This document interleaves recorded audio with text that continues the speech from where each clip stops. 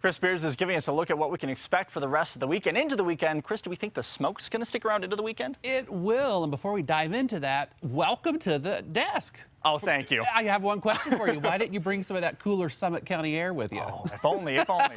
Put it in the car, right? Yeah, exactly. All right, Spencer, nice to have you with us here.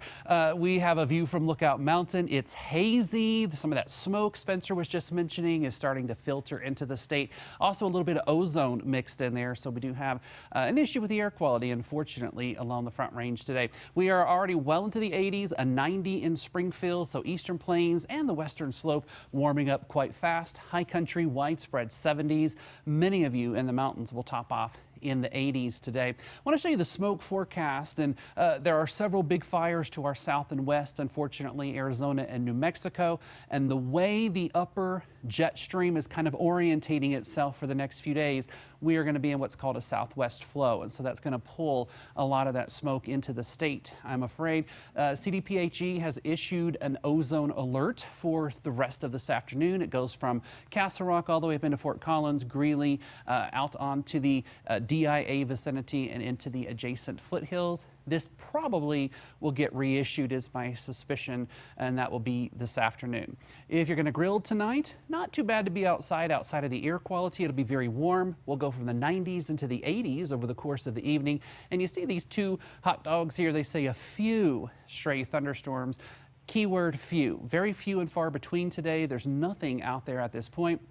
But later on, after about 5 o'clock, we could see a handful of thunderstorms try to pop up here on the eastern plains of Colorado. Denver probably not going to get in on that action, but just in case, we want to put that out there.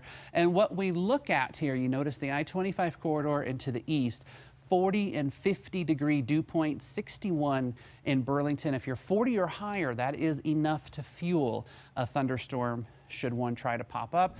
And if we get one, there could be a couple that get a little bit strong out here on the northeastern plains of Colorado. So again, few and far between, but the chance is there for one or two today. Sunny and hot here in the city. I don't think we'll hit that record of 100, but we'll get into those mid-90s before all is said and done. Same thing on the eastern plains. In fact, the southeast corner, you'll approach 100, western slope well into the 90s, and our high country well into the 80s today. If you need something cooler than 80, you're going to have to climb to at least 10,000 feet or higher for that cooler temperature. Here's your first alert extended forecast. Hot again tomorrow. Saturday, the Renaissance Festival starts up for the season. A couple of thunderstorms possible during the afternoon. Same thing on Sunday.